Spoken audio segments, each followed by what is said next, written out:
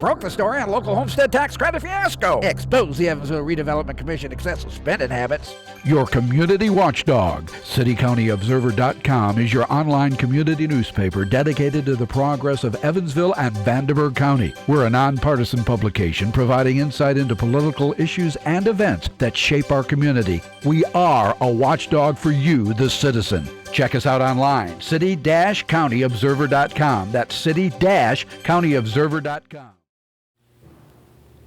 Tri-State Voices, an open discussion with area leaders on issues affecting communities throughout the Tri-State. Now, here are your hosts, Cheryl Musgrave and Mark Owen. Welcome to Tri-State Voices. I'm Cheryl Musgrave, host of the whole region's most premier political talk show. We have tonight with us Stephanie Brinkerhoff-Riley. Stephanie is a Evansville City Council member and probably the greatest advocate for reduced public spending or careful public spending that we have. Welcome, Stephanie. Thank you. And why don't you start by telling us a little bit about yourself, your career, your background, your family? Okay. 42 years old. I have lived in Evansville most of my life. I went to the University of Evansville. I've got a Bachelor's of Science degree in Environmental Administration with a minor in Political Science. From there, I went to IU Law School in Bloomington.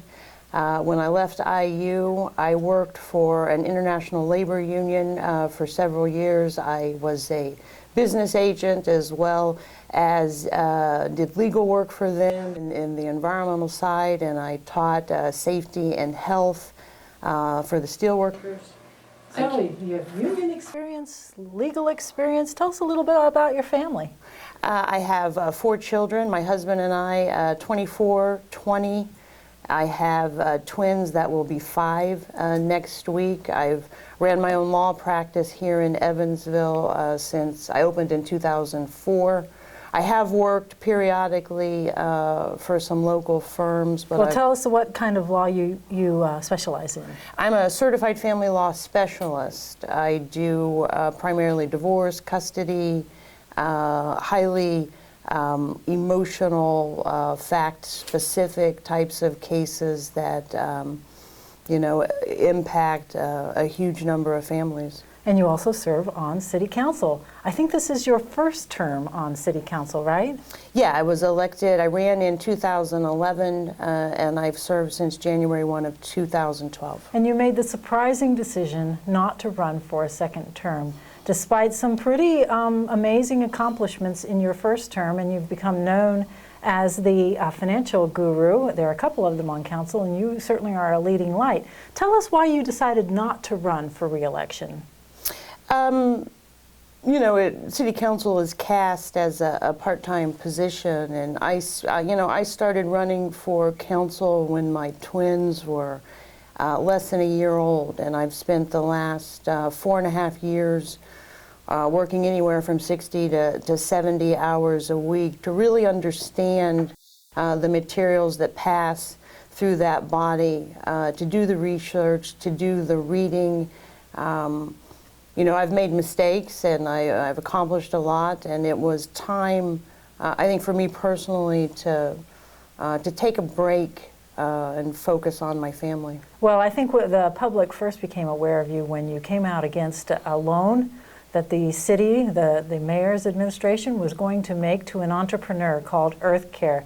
Give us a couple of sentences about what Earth Care was and why you took such a strong stand.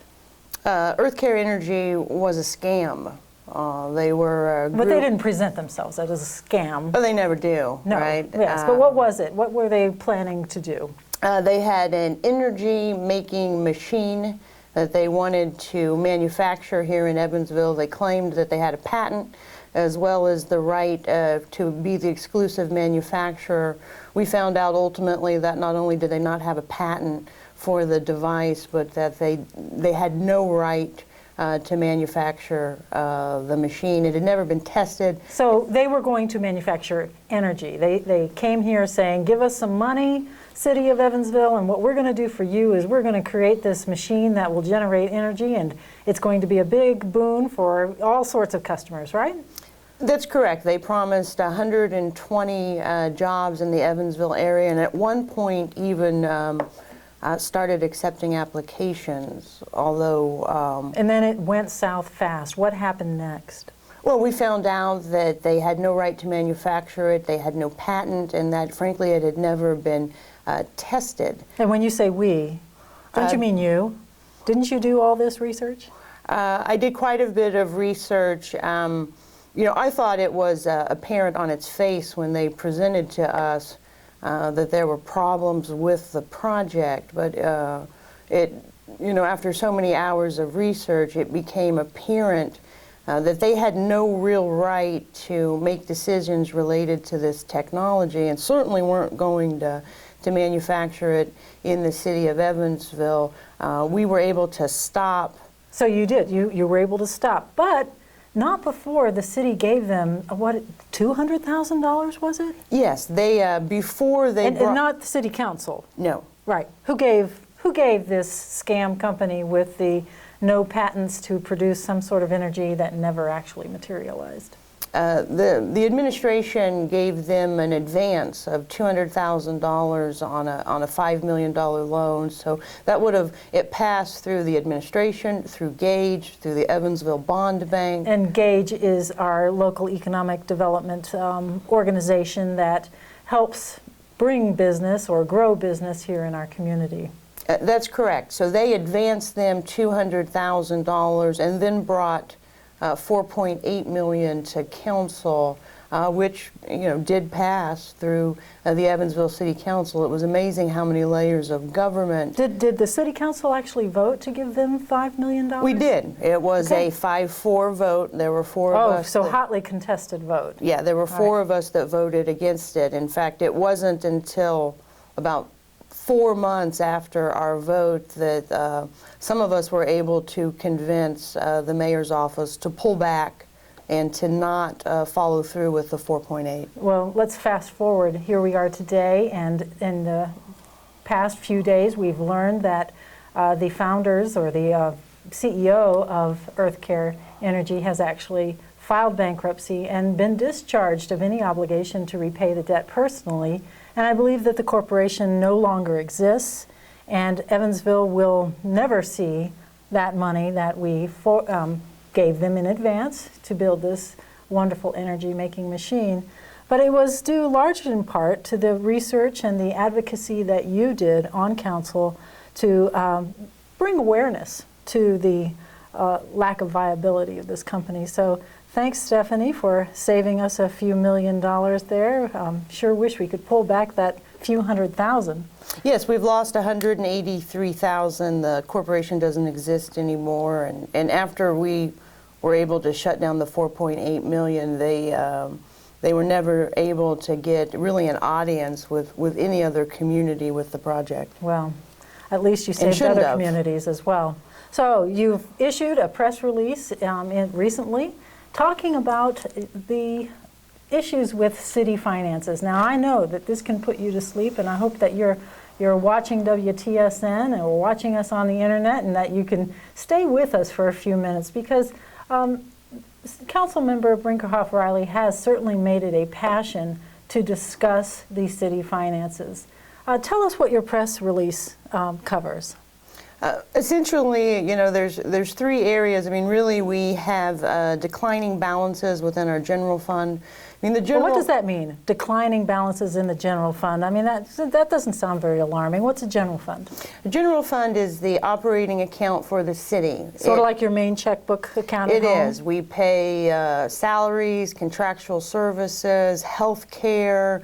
I mean, the bulk of what the city spends to operate. Do you pay the firemen out of that, or the policemen out of that? We do. We do. Okay. So it's basically the city's checkbook. That's correct. So why should the citizens, why should the average person living in Evansville be excited about the state of the general fund?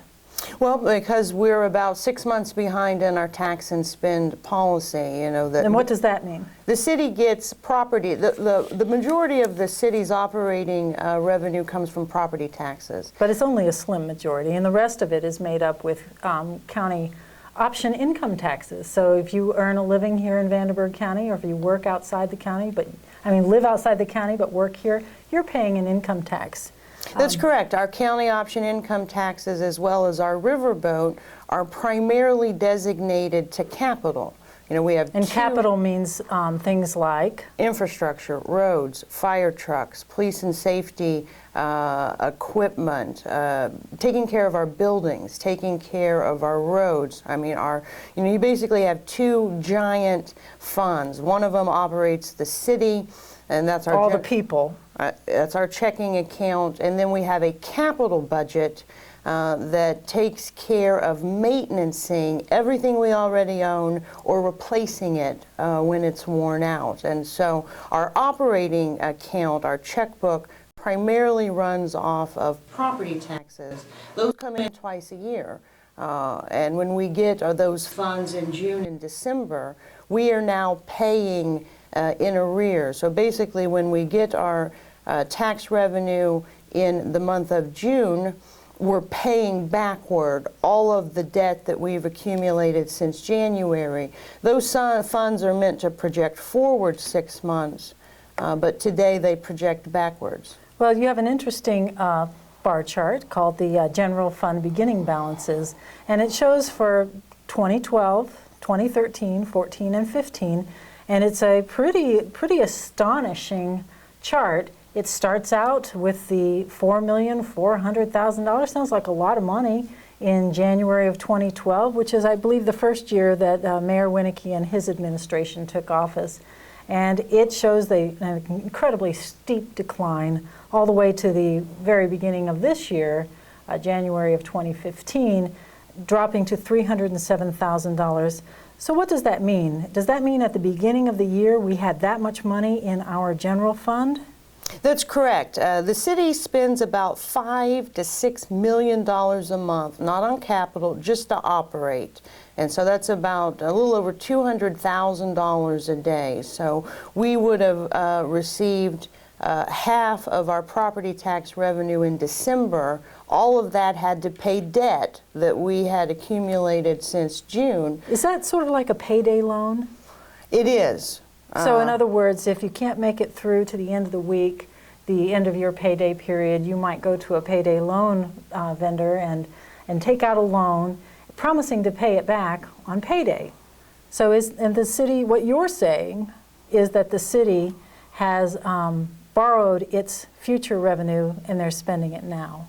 That's correct, and we borrow it out of our capital funds. I mean, that income tax and those riverboat funds that are designated for capital projects, we're using those to operate while we wait for tax money to come in. And so when we started January 1 with $307,000, we had less than 2 days of operating funds before we would have started borrowing again.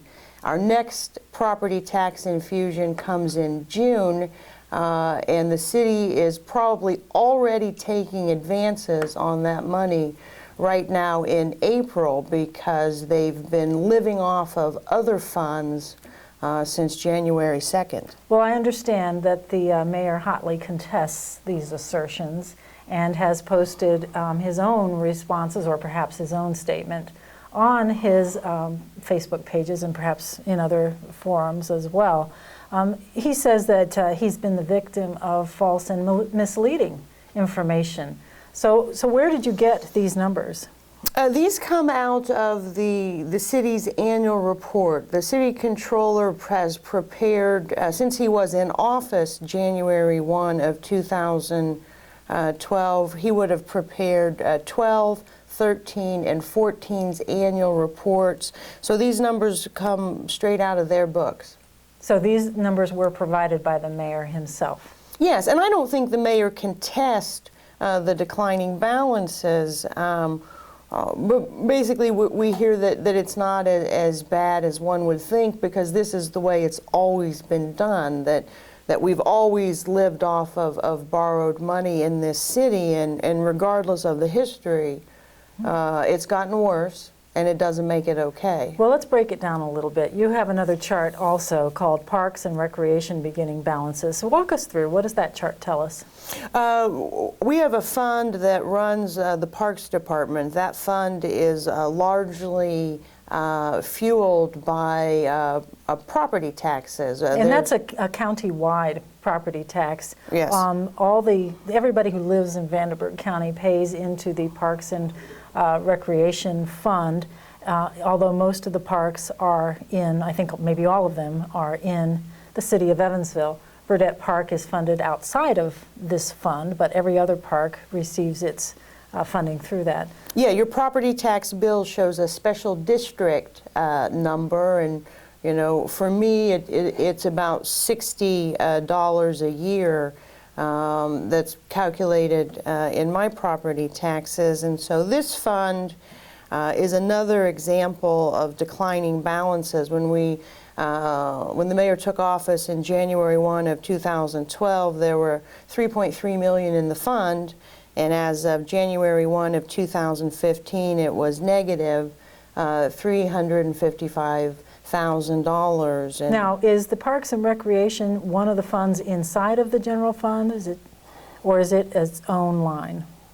It is in that checking account, okay, but so it is a separate fund. So that's how it can go negative, because there's more money in the whole checking account, of which Parks and Recreation is just a part of it. There are dozens of funds that sit within one checking account, and so when our general fund is negative, payroll checks still cash, because there's money in that account. It's on paper, it's in a different fund, but okay. It's physically in one giant bank account that literally has thousands of transactions a month. Well, what does it mean for the average citizen that we started out in 2012 with looked like a relatively big balance of $3,300,000 in the general fund for the Parks Department, and yet this year we started out with a negative balance? What does that mean for the average citizen? Does that mean that the parks aren't going to get mowed? They're not going to plan for the future?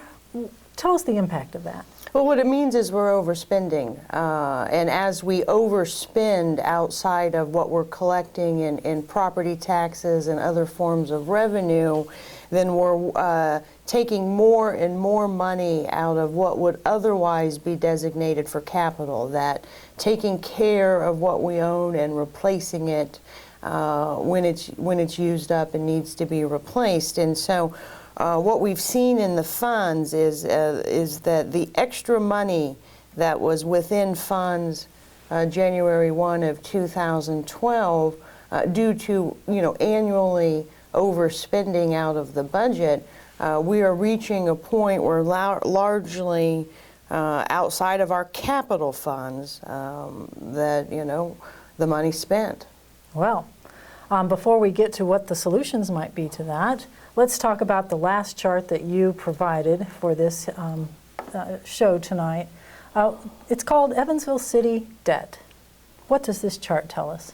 This chart tracks our bonding, whether that bonding is for economic... And bonding is debt. Yes, it's where we've taken out loans. In 2012, at the end of 2012, we had $398 million in debt, probably with the majority of that being tied to water and sewer bonding. December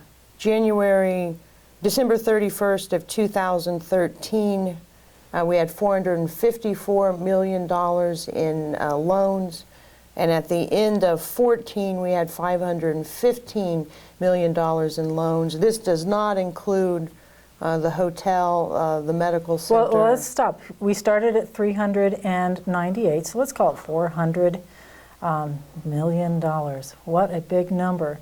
And now we're at over $515 million. Is that a 25% increase? Am I doing my math right? Yes, and it's a little bit more than that. 2012 didn't start at $398 million. Oh, this is the end of the year? This is the end. These are year-end numbers, but yes. And again, these were provided by the mayor? Straight out of the annual report. So yeah, we've had more than a 25% increase in our debt, and so at 515 is a 25% increase in debt, and then we're looking at adding. You mentioned the hotel, the medical school, and is there anything else? And how much does that add to this? The hotel, the medical center, and the streetscape for North Main would add an additional $90 million to our debt. So that would bring this up to $600 million. Not quite a doubling of the debt in 4 years, but getting close. That's correct. Okay, so the picture you've painted here it could be a little alarming if you're into numbers, and we hope you are. We hope you're enjoying this presentation of Council Member Stephanie Brinkerhoff-Riley on the Evansville City Council talking about city finances. All right, so you've described the problem. What's the solution? Well, the reality is there aren't good answers to what's happening. I mean, we haven't had sustainable budgets in a long time. I mean, well, doesn't the City Council, and you're a member of it, doesn't the City Council pass these budgets? We do. Couldn't you say that the City Council is responsible for this? And You to a certain permitted this. extent, we are. I mean, the administration brings us a budget, and in that budget, they've estimated revenue.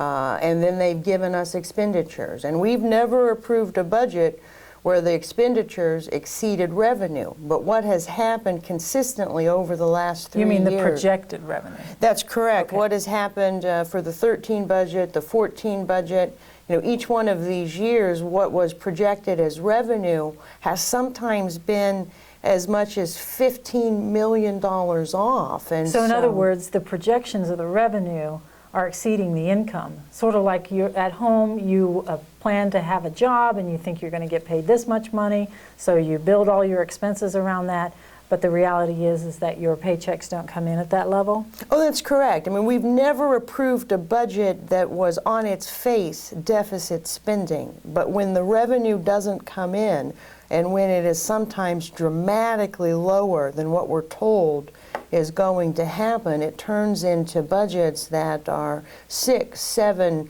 $10 million upside down, and that's what ate up the little bit of padding that was in those funds. Well, at home, if the revenue doesn't come in and the expenses are still there, generally we start cutting expenses. Why can't City Council take control of this situation and cut some of the spending? Can you do that legally? Well, within a budget, what's happening is that when the budget is approved, they normally do not come to us for additional spending. So once we get into a budget cycle, City Council's hands are essentially tied because we've initially approved that budget, and when the revenue starts not coming in as projected, there's nothing we can do about it unless they come and ask for more money, which typically does not happen. So all you can do is point out that there's a deficit spending situation. Yes, and we can ask for a spending plan. And what we've done, 2013 was the first budget. We approved it in 2012, but it would have been our first budget, and the books the books weren't produced. I mean, the city's 2011 books were not able to be audited. We did not have 2000. So, wait, let me catch up with you here. You say that in 2012 you were dealing with the budget and you were attempting to see if it balanced, and you looked back, but you had no ability to look back because the audit report wasn't done. That's correct. Okay. All right. So if I were a member of City Council, and I have great respect for anybody who enters public service and who serves on a legislative body. In City Council, you have 9 members, and you must work together in order to pass any legislation. If I were a member of City Council, what would you suggest that I do? How do I get information from the city? Do I know what they're spending money on any particular week, month, year? Do I get a weekly report? How does this work? What happens is they're called blue books, and so every month in a calendar year we get a book that shows the spending and the revenue for that month. Someone hands you a book. Do you go into a meeting to discuss it with members of the administration? Do you get a one-on-one handle on who's doing what and how the situation is being taken care of? Well, take the month of January. We won't get that book for 2 months. So it will be. But the administration has the information. Well, it takes them so long to close out a month and to really write down revenue and expenditures that it takes. We won't get January's book until April. So in other words, you're looking at any point in time, you're 3 months behind on your information as a council member. About 75 days, and they're not any good anyway. I mean, but no one sits down with you and says, hey, this is the trend, and here's what we should do together. No, that's correct, and the books aren't accurate. So. Well, let's get to that books aren't accurate statement in a minute. You may be a fan of Tri-State Voices, and I hope that everyone is, but we've recently interviewed all the candidates for City Council, and we've asked them questions about how they would handle things. And many of them have pointed out that there's a very bad relationship, or at least the perception of a bad relationship between the council and the mayor. Well, you're telling me that in this deficit spending situation, you don't even sit down with city officials to go over it. Your only communication is on paper, on hard copy, that's delayed, and now you're telling me that it's inaccurate too. Have I painted that picture correctly? Except that, the mayor doesn't run the controller's office, and so the relationship with the mayor is irrelevant. I think all of us have a very good relationship with Russ Lloyd, who is honest, and I know me and other members of council have met with him periodically, where he will acknowledge these issues. It's that issue though, whereas controller, he's really not in charge. Well, then frankly. What could be done to improve the relationship with the mayor? I'm talking now about the perception that's what's broken. If only we had a better relationship, everything would be golden. I really think the mayor's available. I mean, the fact is we flat disagree about what we should be spending our money on and how we could develop a spending plan that reduced spending. But the mayor has certainly never refused to meet with me or any other member of council. It's not the relationship. It's a legitimate disagreement about how we spend our money and how we reduce spending in the face of revenue that's not materializing as it's expected. Well, then give me a quick synopsis in just a very few seconds. Tell me what you think should be cut. When we look at the budget, we have got to stop.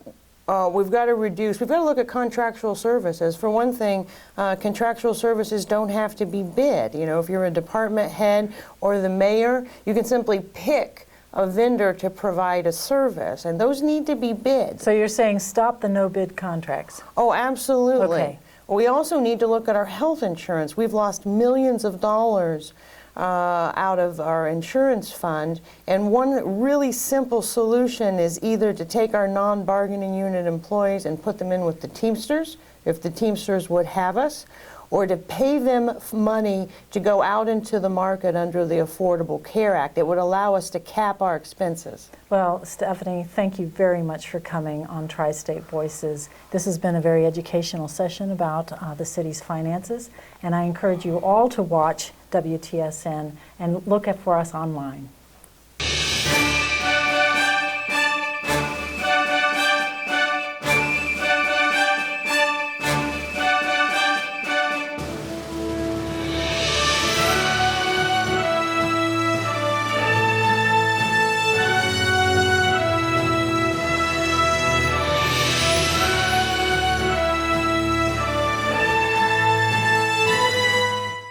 This year in the Tri-State, 1 out of 8 people will be in an accident. Would you know what to do? Pain and suffering, lost time if you're working. When you call Woods & Woods, you are not a statistic. You are our client, and we will fight to get the money you deserve. If you're in an accident, call Woods & Woods if you want justice. If you've been injured, call 1-800-544-2108. Let Woods & Woods work for you. You don't owe us a dime unless we win your case.